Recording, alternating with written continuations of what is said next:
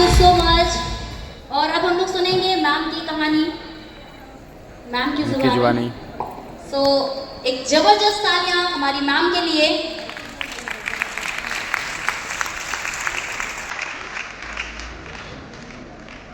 जबरदस्त शानदार तालियां।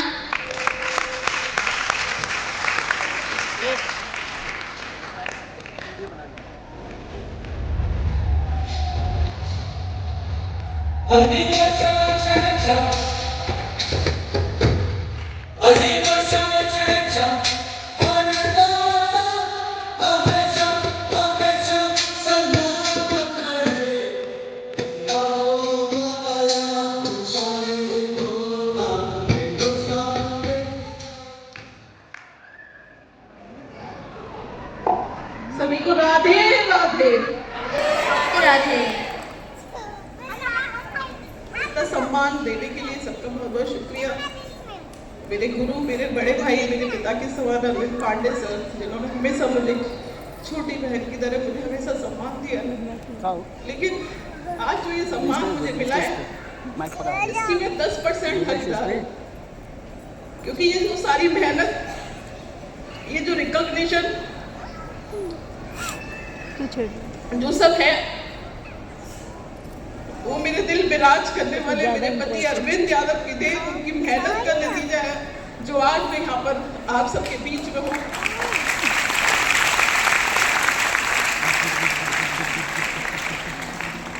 फास्ट सबके ग्रुप में आई थी, fast edge 8 star, fast edge brown line, fast edge silver line. उन्होंने जो भी किया फास्ट, सबसे फास्ट अचीव किया जितने दिन भी उन्होंने बिजनेस किया। उनकी बेटी ब्राउन लाइन है, आज वो उनका रिकॉग्निशन सिल्वर लाइन है। और जो भी उन्होंने पिन अचीव की उसे हमेशा मेंटेन रखा, कभी भी किसी महीने अपना बिजनेस नीचे नहीं जाने दिया। हाँ जरूर मैंने उनका जरूर साथ दिया 10% कि उनको मैंने घर में कभी कुछ प्रॉब्लम, कुछ बच्चों की चिंता या कोई भी घर की चिंता नहीं होने दी, क्योंकि मैं चाहती थी उनको एचडी देखना। मेरा सपना था कि मैं उन्हें एचडी बनते, क्योंकि उनका भी सपना था, वो ट्यांस के लिए ही जीते थे और ट्यांस के लिए ही चले गए। और सर है वहाँ पर गवाह थे कि उनका जो कहना था, उनका सपना था कि जब मैं मरूं तो मेरे कफन पे भी ट्यांस लिखा हो।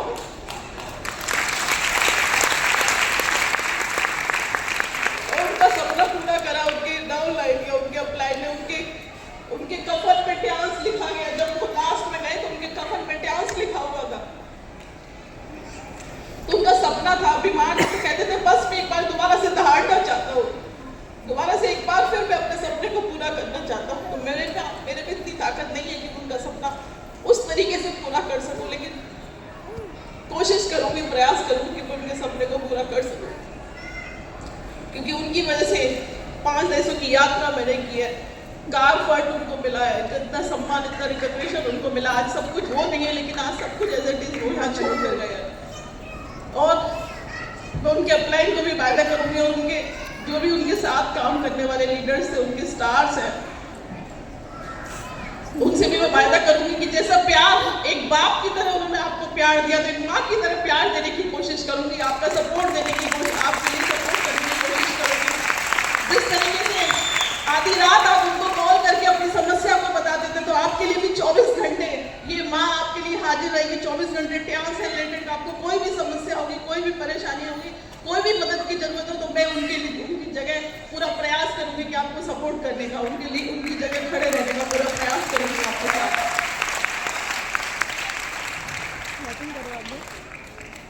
बहुत मुश्किल होता है एक सफर तय करना बिना साथी है, लेकिन ज्यादा मुश्किल होता है, मैंने एहसास किया ज्यादा मुश्किल आदमी को होता है बिना औरत के सफर तय करना। मुझे किसी ने कहा कि बड़ा खराब समय तुम्हारे साथ आया कि जीवन साथी चला गया। पतिव्रता स्त्री वो होती है जो अपने पति के कंधों पे जाए, लेकिन नहीं, मैंने ये महसूस किया क्योंकि जब वो बीमार थे उनको मेरी ज्यादा जरूरत थी। असली पतिव्रता स्त्री वो होती है जो पति का मरते दम तक साथ दे, उसकी आखिरी सांस तक उसका साथ दे, उसे अकेले छोड़कर ना जाए। मैंने उनका आखिरी दम तक, आखिरी सांस तक उनका साथ दिया, और उनको छोड़कर मैं नहीं गई, क्योंकि जो ताकत हमेशा जब मेरी शादी होकर आई तो उनकी ताकत मेरे साथ थी, हमेशा मेरे हर सपने को साकार करा। देखो शादी होती है, पूछती है, महिला भी पूछती है, पति पूछता है कि क्या सपना है तुम्हारा, क्या ड्रीम है, उन्होंने मुझे पूछा कि तुम्हारा क्या ड्रीम है, क्या सपना है? तो मैंने उनको यही बोला कि 3 सपने हैं मेरे, 3 इच्छाएं हैं मेरी। 3 इच्छाएं मैंने उनको जब बताई, पहली इच्छा ये कि रात में मुझे जगने की, पढ़ने की पहले आदत थी, रात में जगती, लेकिन मेरी एक इच्छा सुबह मुझे कोई उठाए ना। शादी से लेके आज तक कभी उन्होंने मुझे जरूरत कभी भी मुझे नहीं उठाया, जब मुझे कहीं जाना होता तभी उठाते, मेरी उन्होंने वो इच्छा पूरी करी 30 साल तक। मेरी दूसरी इच्छा थी कि मैं स्विट्जरलैंड जाना चाहती हूँ, विदेश जाना चाहती हूँ, लेकिन उन्होंने मुझे 5-5 देशों की यात्राएं कराई, वो इच्छा मेरी पूरी करी। तीसरी मेरी इच्छा थी कि एक लड़की को, एक औरत को उसके पिता के नाम से जाना जाता है, उसके पति के नाम से जाना जाता है, उसकी पत्नी है, उसकी पुत्री है, उसकी माँ है, लेकिन मेरा सपना ये है कि मैं अपने नाम से जानी जाऊँ। 30 साल तो उन्होंने हमेशा प्रयास करा और मुझे हमेशा हर प्लेटफॉर्म दिया मुझे, जहाँ पर मैं जाना चाहती थी, जो मैं करना चाहती थी कि मैं अपने नाम से जानी जाऊँ, हमेशा उन्होंने प्रयास किया। मैंने अपने परिवार, अपने खानदान, अपने रिश्तेदार, अपने जानने वाले में ऐसा पहला व्यक्ति देखा जो हमेशा औरत की तरक्की से खुश होता था। वो मेरे पति थे, जो इतना औरतों का सम्मान करते थे, चाहे उनकी बहन हुई, चाहे उनकी बेटी, चाहे उनके बिजनेस में हुई। और आज उनके बिजनेस में जो रिकॉग्निशन है, मैं अभी सोच रही थी बैठे बैठे, जो रिकॉग्निशन जो है अचीव जो किया है, तो उनके ग्रुप में भाई से ज्यादा बहनें हैं जो अचीव कर चुकी है। 8 स्टार है, सिल्वर स्टार है, ब्रॉन्ज लाइन है, सॉरी ब्रॉन्ज, तो ज्यादातर महिलाएं हैं। क्योंकि और एक और खास बात थी उनकी कि उनके साथ जितनी भी उनकी महिला लीडर्स थी, वो उनके साथ सेफ महसूस करती थी। कोई पिता के समान, पिता की मूरत उनके अंदर देखता था, कोई भाई की मूरत उनके अंदर देखता था, हमेशा अपने आप को सेफ महसूस करती थी। मुझे भी कभी कोई दिक्कत नहीं होती थी कि हमेशा चलो वो कहीं भी जाते, क्योंकि मुझे उनकी आदत के बारे में मालूम था। लेकिन ये बात होगी, लेकिन आज जो कामनी मैम ने महिलाओं को इतना बड़ा मंच दिया है, इसके लिए मैं भी अपने डिपार्टमेंट में काम करती हूँ कि महिलाओं को अपने नाम से पहचाना जाए। तो एक ये कामनी मैम को सबसे पहले धन्यवाद देना चाहूँगी। और आप सब लोग, पांडे सर ने कहा था कि दम नहीं है महिलाओं में, क्योंकि कामनी मैम को मजबूरी में आके ये काम करना पड़ा, क्योंकि यही महिलाओं को हमेशा पीछे कर दिया जाता है। यहाँ पर सभी हमारे भाई लोग बैठे होते थे, महिलाएं कहीं पीछे बैठे होती थी। तो जरा एक बार आप अपना दिखाएंगे, अपना आगाज दिखाएंगी। मैं बोलूंगी आपको, आवाज दो, आप सब बोलेंगे हम एक है, सभी महिलाएं बोलेंगी मेरे साथ, आवाज दो, आवाज दो। मैं बोलूंगी अभी तो ये अंगड़ाई है, आप बोलेंगी आगे और लड़ाई है। अभी तो ये अंगड़ाई है, आगे और लड़ाई है। लड़ाई मतलब अभी हमें संघर्ष करना है। तो एक बार आपको सबको दिखाना होगा, जब बताएं कि महिलाएं तो देखिए, सृष्टि की जब रचना हुई तो महिलाओं के बिना नहीं हो सकती। कितने लोग मुस्लिम हैं यहाँ पर, जानना चाहूंगी। बहुत से मुस्लिम है, देखिए आपके इस्लाम में भी लिखा हुआ, कहते हैं कि घर की दीवारें भी लड़कियों के लिए दुआ करती हैं। इस्लाम में लिखा हुआ कि घर की दीवारें, अगर घर में लड़की पैदा नहीं हो तो घर की दीवारें उसके लिए दुआ करती कि इस घर में कोई लड़की पैदा हो। जब सृष्टि की रचना हुई तो महिला की जरूरत पड़ी थी। जब बड़े बड़े महिषासुर, बड़े बड़े शुभ निशुभ जैसे इन्होंने जब आक्रमण मचाया था, तो भगवान इतने बड़े बड़े विष्णु, महेश, सभी देवता थे, लेकिन कुछ नहीं करना पाए थे। उनको भी शक्ति की जरूरत पड़ी। उन्होंने दुर्गा को पैदा करा, उन्होंने काली को पैदा करा, और जबरदस्त करके देखिए, क्योंकि बिना महिलाओं के आप इतिहास उठाकर देखिए, रानी लक्ष्मीबाई से लेकर कल्पना चावला तक, जब जब इस देश पे कोई मुसीबत पड़ी है तो महिलाओं ने आगे बढ़कर हिस्सा लिया, महिलाओं ने अपना पूरा का पूरा योगदान दिया, तभी कभी सफल हो पाते हैं। जैसे मैं राधा रानी की बहुत बड़ी भक्त हूँ। कितने लोग, आपको पता है एनसीआर के सारे लोग, आप शनिवार इतवार में कभी जाइए वृंदावन, बरसाना जाइए, इतनी भीड़ होती है, पैर रखने की जगह नहीं है। कितने लोग राधे राधे करते हैं, लेकिन आपको पता है राधा का भी भक्त कौन था? सारे कृष्ण के कितने भक्त हैं? सारे लोग, पूरी दुनिया कृष्ण को, जितना कृष्ण को लोग पूछते हैं उतना किसी और भगवान को नहीं पूछते। कितने कृष्ण के भक्त है? पूरी दुनिया कृष्ण की भक्त है। लेकिन कृष्ण किसके पैर दबाते थे, किसके भक्त थे? राधा रानी के चरण दबाते थे। तो वो भी राधा रानी के चरण दबाते थे। ये सबको बात नहीं पता, लेकिन कृष्ण अगर किसी के भक्त है तो राधा रानी के भक्त थे वो। तो जब कृष्ण को भी पता था कि हमारे जीवन का आधार है राधा, जीवन का आधार है राधा, तो फिर यहाँ पर हम क्यों करें सबको आधार क्यों करें? वो सपने देखने की ताकत होती है। महिलाएं ही वो है जो अपने कभी सपनों को नहीं बनने देती। पुरुष हमेशा अपने सपनों के साथ समझौता करता है। अभी मैं पढ़ रही थी फेसबुक पर, आजकल बड़ा बहुत ज्ञान बढ़ता है कि अगर आपके अंदर हिम्मत है तो एक ही सूट पहनकर हर शादी में जाओ, कोई महिला साड़ी में जा सकती है? नहीं, क्योंकि उसके पास सपने होते हैं। एक व्यक्ति एक सूट सिलवाएगा, कहीं की बात कर लो, यहीं की कोई भी बीच में आप बात देख सकते हैं, कोई भी एक सूट सिलवाया, वो दूसरी शादी में, तीसरी शादी में, चौथी शादी में पहन के चला जाता है, अरे नहीं चल जाएगा, सूट निकालता देखता है घर में किसी की शादी है, इसलिए चल जाएगा। उसके सपने छोटे होते हैं। लेकिन महिला अगर एक साड़ी एक फंक्शन में पहन जाए, दूसरे फंक्शन में नहीं पहन के जाती, क्योंकि ये मेरी साड़ी देखी हुई है, वो उसके सपने बड़े होते हैं। वही उस सपने की वजह से उसके पति को भी कमाना पड़ता है, उसको भी कमाना पड़ता है। क्योंकि सपने देखना तो कोई महिलाओं से सीखे। ये भी कभी किसी आपने आदमी को बोलते देखा कि अगर मैं मर जाऊं तो मेरे कफन में ये वाला चादर उड़ाना, सुना है कभी? लेकिन महिला बोलती कि मैं मर जाऊं तो मेरे कफन में ये वाली साड़ी जरूर डालना। तो सपने सिर्फ महिलाओं के पास होते हैं। महिलाएं इतनी खूबसूरती से उन सपनों को देखती है। अभी मीटिंग में आना होता है, डेली सिखाया जाता है आपको कि डेली आपको शेव करनी है, डेली उठना है, सबसे पहले शेव करनी है, सूटेड वूटेड होना है, टाई ऐसे लगाना है, आपको ऐसे जाना है। लेकिन फिर भी इतने सपने थोड़े छोटे होते हैं ना भाई के, फिर भी कहते हैं, शीशे में देखते हैं, कहते हैं चल जाएगी। जेंट्स अगर एक कल शेप बनाइए और आज कहते हैं चल जाएगी, वो चले जाते हैं। लेकिन महिला का जब तक पूरा मेकअप नहीं हो जाता, पूरा उसका ड्रेसिंग नहीं हो जाता, सब कुछ सही नहीं हो जाता, तब तक वो कहीं नहीं जाती, क्योंकि उसके पास सपने होते हैं अपने।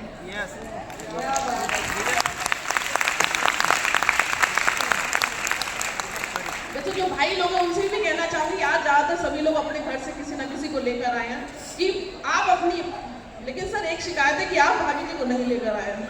मैं सोच रही थी आज वो होंगी, लेकिन तो सभी को होना चाहिए, क्योंकि उनके पास जब बीवी आएगी ना तब आपके पिन लगेगी, क्योंकि अभी पिन नहीं लगती जब अकेले आते हैं। होता क्या है कि यहाँ पर देखते हैं कि आप 7 साल से कोई, या 7 साल से काम कर रहा है, कोई 8 साल से, कोई 3 साल में ड्रोन लाइन चला गया, कोई 7 साल में ड्रोन लाइन नहीं गया। लेकिन अगर आपकी बीवी आपके साथ आई तो बोलेगी, सुनो इन्होंने तो अभी 3 साल पहले काम शुरू करा, ये ड्रोन लाइन चले गए, तुम क्यों नहीं गए? तुम क्या करते रहते हो बिजनेस में? तुम कितने दिन से काम ढूंढते रहते हो, रात में तो बहुत लेट आते हो और करते क्या हो? बताओ इनको कार में तुम्हारी ये अपनी बीवियों को बताओ, इनकी बीवी कह रही है इन्हें घुमा के लाओ, तुम तो कहीं घुमा के ही लाओ। तब पिन आपके लगेगी, तब आपकी इमरजेंसी क्रिएट होगी, तब आप काम करोगे, तब आपको ताकत मिलेगी, जब आपका बिजनेस तुम दोनों ही रात चौगनी तरक्की करता है। जो महिला का जो गणित होता है ना, जो महिला का गणित होता है वो गुणनफल में होता है और आदमी का प्लस में होता है। महिला, आदमी हमेशा 1 और 1 2 गिनता है और महिला हमेशा 1 और 1 11 के समान हो जाती है। सबसे ज्यादा देखो जरूरत जो टिप्स है वो महिलाओं के, देखिए इसमें लोगों की जरूरत पड़ती है। बिजनेस में आते हैं तो लोगों की जरूरत पड़ती है कि हमारे पास लोगों की लिस्ट होनी चाहिए, ज्यादा से ज्यादा लिस्ट होनी चाहिए, तभी हम इस बिजनेस में सफल हो पाएंगे। लेकिन लिस्ट हम बढ़ाते हैं कि जो लिस्ट है उसको जेब में उसी को रखना है, उतने ही रिश्तेदार, उतने ही सब कुछ, बढ़ाना ही नहीं है। एक व्यक्ति ट्रेन में सफर करे, दिल्ली से लेकर बंबई तक चला जाएगा, आमने सामने सीट में आप देखेंगे, चाहे सेकंड क्लास में, सेकंड एसी में बैठा हो या थर्ड एसी में या स्लीपर में, सेकंड एसी में लोग बात नहीं करते। दिल्ली से बंबई चले गए, वो आदमी जानते ही ना, बात करो, वो अपना बुक पढ़ता रहा, वो अपना मोबाइल चलाता रहा, अपना दिल्ली से बंबई उतर गए, जान पहचान ही नहीं हुई ना, उन्होंने कुछ बात करी। लेकिन अगर 2 महिलाएं ट्रेन में सफर कर रही हो तो दिल्ली छोड़ो, 2 स्टेशन आने के बाद उसको ये पता चल जाएगा इसकी नंद की शादी कहाँ पर हुई है, इसकी बहन कितने साल की है, इसकी कौन सी कास्ट की है, इसके घर वाले में किस चीज का रिश्ता नहीं हुआ है, इसके कितने बच्चे हैं, कितने लड़के हैं, इसकी सास कितनी खराब है, इसकी नंद कितनी खराब है, ये सारी 2 घंटे के अंदर बातें पता चल जाती है। तो सबसे बड़ा बीमा, सबसे बड़ा लिस्ट बनाने वाला, सबसे ज्यादा बिजनेस में सक्सेस होने वाले आपके घर में है, आपके बगल में है, आप उनको पहचानते नहीं। क्यों? क्योंकि आपको लगता है कि नहीं मैं ही पढ़ा लिखा हूँ, मैं ही होशियार हूँ, मेरी बीवी कुछ नहीं जानती है। लेकिन मीटिंग में आते कहते नहीं नहीं सर मैं इसलिए नहीं लाता, कामनी मैम की अलग बात है, कामनी मैम बहुत होशियार है, बहुत पढ़ी लिखी है। सर सुनीता मैम की अलग बात है, वो बिजनेस कर सकती है, वो बहुत होशियार है, मेरी बीवी थोड़ा सा कम दिमाग है, वो पागल है। अब ऐसे ही किसी की बीवी के दूसरे के बारे में बता कि नहीं सर वो मत, अरे वो भाभी जी वो तो बहुत होशियार है, वो तो इतनी टैलेंटेड है कि वो अगर बिजनेस में आ गई। अब उन भाई साहब से अगर कोई पूछने चला जाए जिनकी बीवी की वो तारीफ कर रहे थे, उनसे पूछना चला जाए कि भाई साहब आपकी मिसेज को बिजनेस में लाइए, अरे नहीं वो इतनी होशियार नहीं, उसे तो कुछ भी नहीं आता है, वो हाँ शर्मा जी की मिसेज अच्छी है, शर्मा जी कह रहे हैं कि वर्मा जी की मिसेज होशियार है। अरे सबकी बीवी होशियार है, आपको पड़ोसी की अच्छी लगती है, लेकिन देखो तो सही आपकी बीवी भी उतनी होशियार है, पड़ोसी की तरफ निगाह मारना बंद करो, आपके घर में टैलेंट है,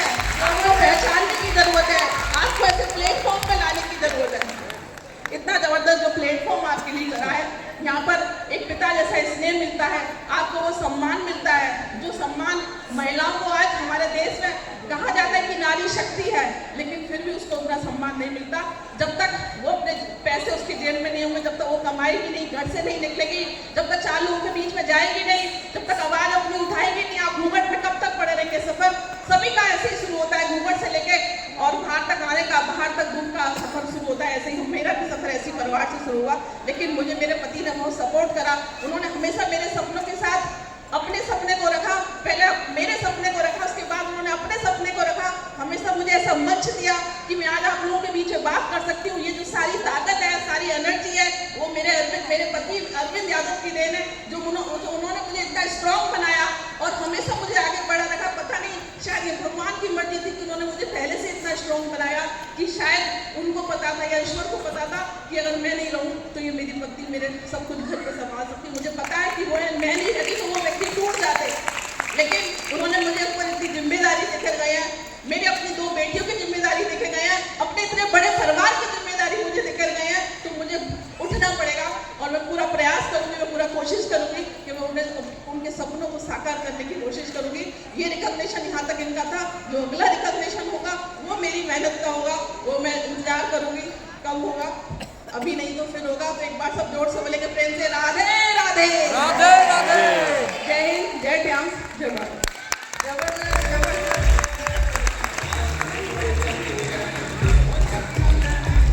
एक बार कामनी मैम की फरमाइश से एक बात बोलेंगे, मैंने सिखाया ना आपको, आवाज दो। मजा नहीं आ रहा है, आवाज दो। इन्होंने भाइयों खड़ा कर दिया तो बेइज्जती पे कहा, कामनी मैम की हो जाएगी, बेइज्जती नहीं होनी चाहिए। एक बार जोर से बोलेंगे, आवाज दो। मैं बोलूंगी अभी तो ये अंगड़ाई है, आप बोलेंगे आगे और लड़ाई है। अभी तो ये अंगड़ाई है, आगे और लड़ाई है। अभी तो ये अंगड़ाई है, आगे और लड़ाई है।